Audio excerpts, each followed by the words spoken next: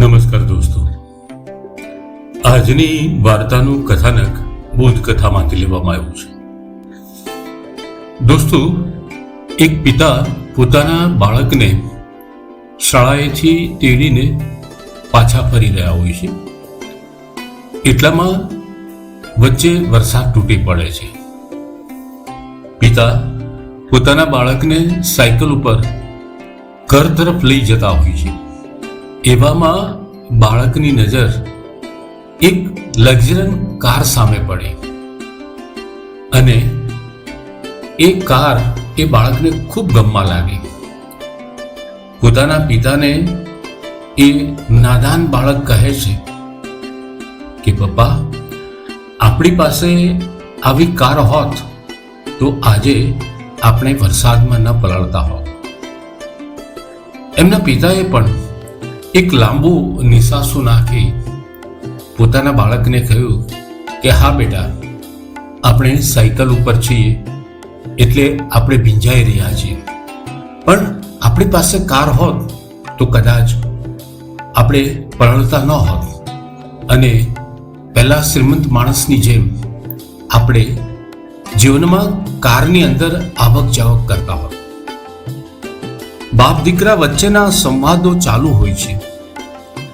એટલી વારમાં ટ્રાફિક સિગ્નલનો પોઈન્ટ આવે છે અને પોઈન્ટ ઉપર રેડ લાઇટ ચાલુ હોવાથી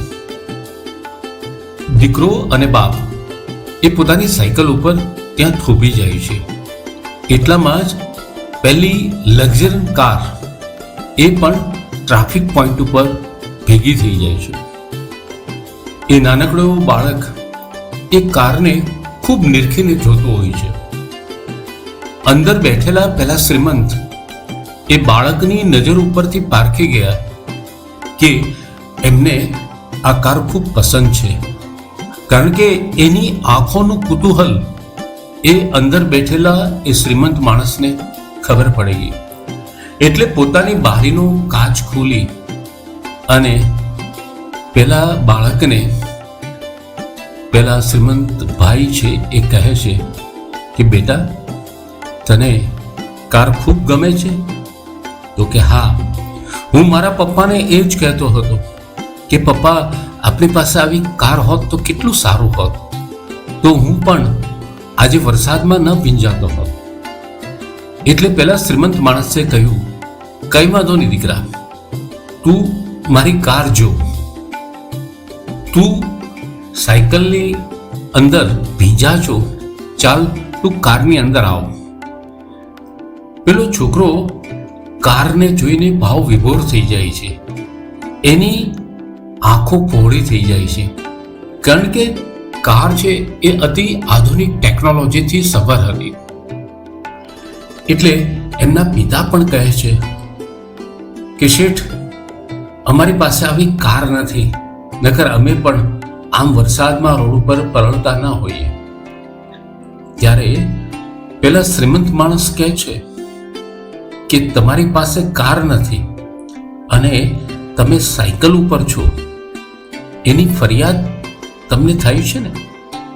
એટલે આકાશ સામે જોઈ પેલા બાળકનો પિતા હકારાત્મક મોઢું એમનું માથું હલાવે છે. ત્યારે જાણે જિંદગીનું કોઈ મોટું રહસ્ય ખુલતું હોય એમ પેલો શ્રીમંત માણસ બાપ દીકરાને કહે છે કે મારી પાસે કાર છે, પરંતુ મારી પાસે પગ નથી. આજે તમે જે મારા પગ જોઈ રહ્યા છો એ એકચ્યુઅલી આર્ટિફિશિયલ પગ છે. હું તમારી જેમ સાયકલમાં ફરી નથી શકતો, હું રોડ ઉપર દોડી નથી શકતો, હું આ પ્રકૃતિને માણી નથી શકતો, કારણ કે મારા પગ નથી. મારી ગાડીની અંદર પણ ફોલ્ડિંગ ઘોડી પડી છે, મારી પાસે પગ નથી.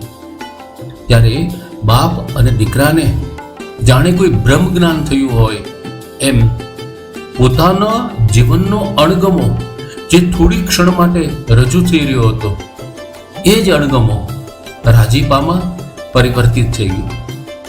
દોસ્તો, કુદરત બધાને બધું નથી આપતું અને ઘણી વખત ઈશ્વર આપણને આપણી કક્ષા પ્રમાણે આપણે જેને જીરવી શકીએ એવું આપણને આપતો હોય છે. અને જ્યારે જ્યારે અજંપો મનમાં થાય ત્યારે આંખ બંધ કરીને એવા ઘણા લોકો છે કે આપણને એવું થાય કે આમની ઉપર કુદરતની કૃપા નથી અને ઈશ્વરે આપને ઘણું બધું એટલે ઘણું બધું સારું આપ્યું છે. જીવનનો અજંપો હોય જેની પાસે એ જિંદગીનો રાજીપો ક્યારેય માણી નથી શકતા.